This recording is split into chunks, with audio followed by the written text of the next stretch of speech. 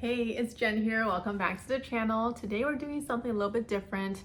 Since I've been on YouTube for almost a year now, posting long form content, I feel like my content focuses on fashion education and of course on beauty stuff, but you guys don't really know me and who I am as a person. So I've gathered some questions from my Instagram stories. I asked you guys what you wanted to know about me and we're gonna answer those questions today. Before we answer any questions, I'm gonna tell you guys the basics. So my name, Jennifer Wang, my age, 32 this year. My relationship status, I'm married, been married for 2 years now. I'm not gonna tell you a lot about my husband because he's more of a private person and he doesn't really want his information on the internet, so we're gonna keep it at that. I have 2 kitty cats. You probably just saw one having some food over there. That one is Yumi, she's a ragdoll. I got her last summer. She was born in July, so she's just over 1 year old. And then my older boy, Kobe, he's 5 this year and he was born in October. And no, I don't have any kids, but we are thinking about it. And I've done some luxury unboxings on my YouTube channel and I've seen some people claim that I'm a Nepo baby and I am absolutely not. My parents are from a rural farming village in China. I mean, I don't think most of my family has ever been on a plane. My mom is the first woman from her town to go to university. My dad is the only one from his family to go to university. They met at university, they immigrated to Canada. We were honestly close to homelessness quite a few times, but I didn't know about that until later in adulthood. My mom and dad, they worked all sorts of odd jobs despite having very successful careers in China to kind of, keep a roof over our heads and keep food on the table. Now they're doing much better. They worked really hard over the years to have everything that they have. Hey, this is Editing Jen. I just wanted to add to conclude that point. And my point was I did not grow wealthy and I did work hard for everything that I have now, but I did also want to acknowledge the privilege that I have had in having parents who care about me, parents who are responsible and hardworking, parents who got the opportunity to immigrate to Canada. And I don't think I would be where I am now without their help. So I'm gonna end it off there. I think that pretty much covers the basics, so let's move into some questions. Starting off easy, the first question by Persona Veiled is, what is your favorite color? And my favorite color is blue. So I love blue for a variety of reasons. It's versatile, there's so many shades of it. I always feel my best and most comfortable when I'm wearing blue, even though I'm wearing red today. Because I recently did a color analysis and I found out red was one of my best colors. So I don't know, what do you guys think? Another super common question I get is, how do you know so much about fashion? So I am not from a fashion background. I'm a pharmacist by training and I happen to just love clothes. And I also am cheap, so I don't like wasting money on clothes that only last 1 or 2 wears. So that's kind of how I started learning more about textiles, more about sewing. There's so much information available to us on the internet and in various sources. Like, you can pretty much learn about anything you want to these days. But of course, there's also a lot of misinformation, so I do like to fact check and double check. Right now, I'm working on my own clothing brand, working with my business partner who is truly a fashion expert. I will tag his socials here. You can watch his content, it's really great. But working with him, learning about the process of creating clothes, it just helped me open my eyes and learn much more than I ever thought I would. My mom, she's a doctor from China, but when she came here, she picked up a lot of odd jobs, and one of them was a seamstress. She used to make clothes for me when I was a kid because we couldn't afford to buy them in the stores. So she knows a lot about sewing, and I actually picked up sewing myself as well. I have a sewing machine at home. So just learning from YouTube tutorials really helped me understand clothing construction better, like how the seams are supposed to look, how different sewing techniques help the garment last longer. I think if you ever try to make clothes yourself, you're gonna learn so much about how good clothes are supposed to look like. So before, things like how tight the seams are, how even everything is, that all I gathered from trying to make a piece of clothing myself. I think even like a t-shirt, we think is so simple, but I don't think I can make a t-shirt on my own. Just the complexity of clothes, you really learn to appreciate that once you start trying to make them yourself. Being a pharmacist, I think applying those critical thinking skills and those research skills, you might have noticed that my content is a bit more systematic in that way. I think it's just like an accumulation of knowledge over time. And my fashion line is launching next spring, hopefully. We're trying to source and pick the best possible fabrics. We're really trying to solve common fashion problems. For example, A linen shirt is really common for the summer, spring, but they're always a little bit sheer, especially the white ones. So we're trying to make one that's opaque, not sheer, and of course, super breathable and easy to wear. Oh, there's my older one, Kobe. So related to the previous question, Very Nico wants to know if content creation is my full-time job or if I have a different job. And as you guys know, I'm a pharmacist. I work at a hospital. I've been doing this for, I want to say, wow, 7 years now. So I graduated in 2017 from U of T, and I'm just balancing a full-time job and content creation. He also wants to know how many hours a week I spend creating content. That is hard to quantify because it changes week to week. I think maybe at least 1 hour per day. And if I'm making a long form YouTube video, it's gonna be way longer because it's really time consuming to make those review videos because I have to film them in the malls, and then I have to edit those clips together, and then I have to do the voiceover, and then I have to edit the voiceover over the clips. It takes me at least 2 full days to make one YouTube video, and that's why I don't make too many of them because it's super time consuming. It takes up my whole weekend. But otherwise, my shorts probably, depending on the topic, depending on what's in it. It does take me time to go to the malls to film the clips of the clothes, but if I'm not making a video like that, it'll take a shorter amount of time, and it takes time to think of the topic and think of the content script as well. But honestly, I'm thinking about content creation 24/7. Like, it does not end. I'm constantly thinking of new ideas, what content will help you guys, what content will be interesting, so it's hard to quantify. And Sarah Choda wants to know how I divide my time between my full-time job and content creation. Basically, I go to my full-time job. my Kobe is here. Basically, I go to my full-time job, I'm focused there, I'm taking care of my patients, and then all the other time outside of that job, I'm thinking about content creation and I'm working on my content. So basically, I'm working 24/7. It's a lot. It's not for the faint of heart, but I find it really rewarding.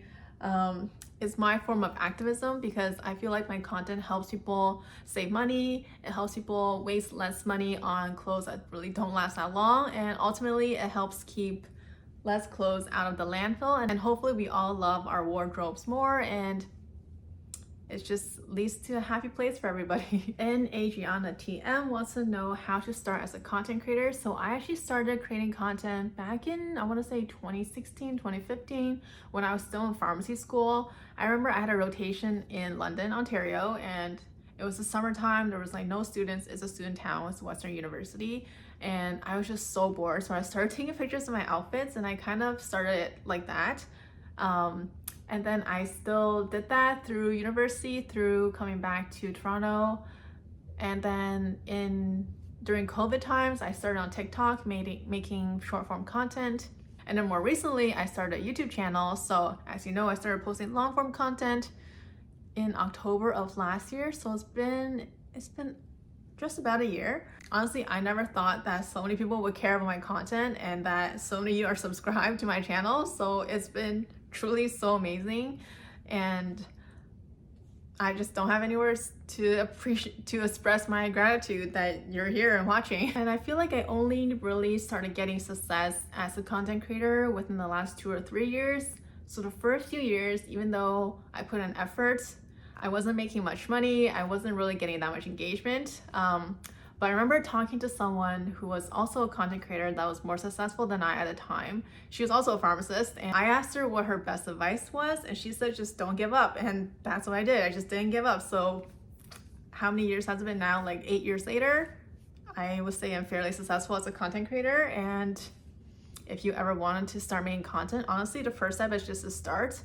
The second thing will be to, really gather data. Like, is the content you're putting out valuable? Does it help people? If it's not doing well, try to analyze the reasons why and kind of make adjustments from there. And one of the mistakes I made as a content creator when I first started out was to kind of copy what everyone else was doing. I thought that if I made content like everybody else, I would get the success like everybody else. Yumi's playing with the bag on the ground. But I would suggest and I would advise that you try to look at what content is out there. Is there a gap in the content creation space? Like, is there content that you would want to watch that doesn't already exist? And that's kind of what helped me create the content that I'm doing now. So if you ever wanted to be a content creator, I hope these tips helped, and good luck. So Nathan Kim wants to know, how did I become a pharmacist? What was my journey like, and any advice? So, I mean, the journey is pretty simple. High school, you take your biology, physics, chemistry classes, math, whatever else people take in high school these days. High school was too long ago for me. I don't even remember. And then you go into undergrad. I went to chemistry, an honors in chemistry. I went to the University of Windsor, so I did that for 3 years. You could apply to pharmacy school after 2 years, but I waited 3 years because I wanted to apply to American schools at the same time. And then you get your prereqs. I don't know what the requirements for pharmacy school are now, but we used to have to take the PCAT. I heard that's not in play anymore. And I heard U of T is changing their curriculum to 3 years. So that's 1 extra year you'll be earning pharmacist salary. So that's probably a good thing. But I heard they're taking away the summer. So it sounds like it's pretty stressful and pretty taxing for 3 straight years. I've always wanted to be a pharmacist. Even in high school, I wanted to go into healthcare because my mom was a doctor in China, but I was kind of squeamish at the thought of handling bodily fluids or just, stuff related to that. And I figured, pharmacy is probably the most sterile job in healthcare. You're dealing with medications, which are pretty clean. I mean, it's pretty prestigious, and there's pretty good job security, and the salary is not bad, so that's what I went for. I remember the process of applying was super stressful. I took the PCAT twice. The first time I wasn't really satisfied with my score. I don't remember my exact score, but it was probably in the 90th percentile at least. I think my GPA was around 3.9 in undergrad. Just want to show you how cute Kobe looks when he's sleeping. Aww. So the process was largely online. There was an essay involved, and then we had to do multiple mini interviews, MMIs. They were scenario based. There was some teamwork questions. So I'm from Windsor, not Toronto, and I remember taking the bus from Windsor to Toronto, getting changed into my suit and shirt in the Tim Hortons across the street from the Faculty of Pharmacy here, and then going to my interview. It was definitely stressful. It took a good half a day, maybe a full day. And then I remember right after I took the bus home, and the bus ride was 4 to 5 hours. It was a long day, but I remember finding out that I got into pharmacy school, and it was definitely one of the happiest moments of my life. Pharmacy school though itself, that was a different story. Very stressful, definitely one of the hardest and most stressful times of my life. But we made it through after 4 years, and now we're here. And I feel with a pharmacy degree, there's so much you can do. So I think a lot of people will think about working in a retail pharmacy like Shoppers Drug Mart, or maybe a CVS, or Rexall. But I'm in a different field. I'm in hospital practice, and that's a whole different job, a whole nother job. In fact, I don't think I could work in a retail pharmacy. I lack the experience, I lack the knowledge. It's a whole different skill set. And you also go into more the corporate side, so you can work at a pharmaceutical company, and there's so many different roles there that you can do.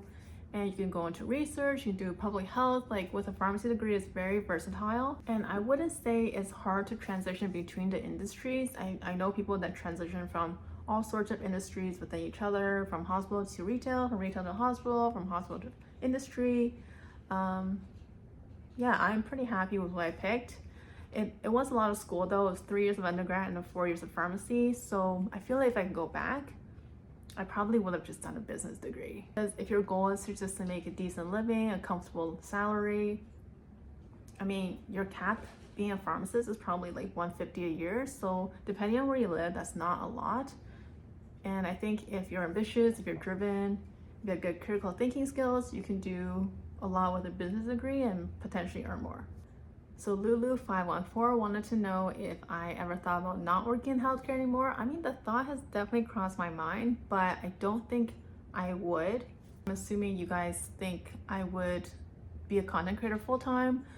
Absolutely not. I think about, so I'm a millennial, right? So I used to watch the OG YouTubers back in the day, Michelle Phan, Wang Fu, Negahiga, all those guys that were really big, top of the game back maybe just 10 years ago. And I think some of them are still creating content, but quite frankly, I'm just not as interested in watching them, even though I used to love watching their content. I don't know why, like I think being a content creator, your career's lifespan is kind of limited. Like I feel like I don't know any content creator who has had a career of longer than 10 years. I feel like it's really good for maybe up to 10 years.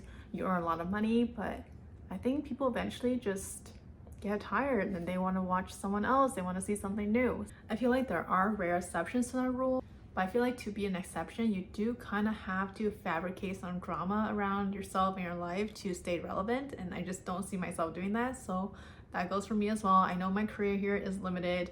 There will be a time where you guys don't want to watch me, and that's okay. I'm just grateful that you're here now and just gonna enjoy my time here while we can.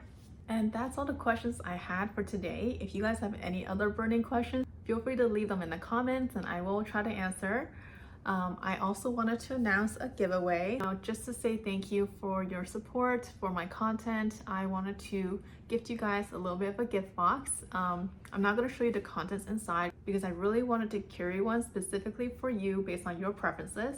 I actually did this for another follower of mine from Instagram. I asked her what kind of perfume she liked, what kind of makeup she likes to wear, and I created a custom gift box. So even though I'm not showing the contents, it's going to be valued at least $500. And all you have to do is follow me on Instagram and leave a comment on this video telling me what kind of content you want to see from me next. I will be announcing the winner on my Instagram in 1 week. So stay tuned for that and good luck. That's it for today. Thank you guys for watching and I'll see you next time.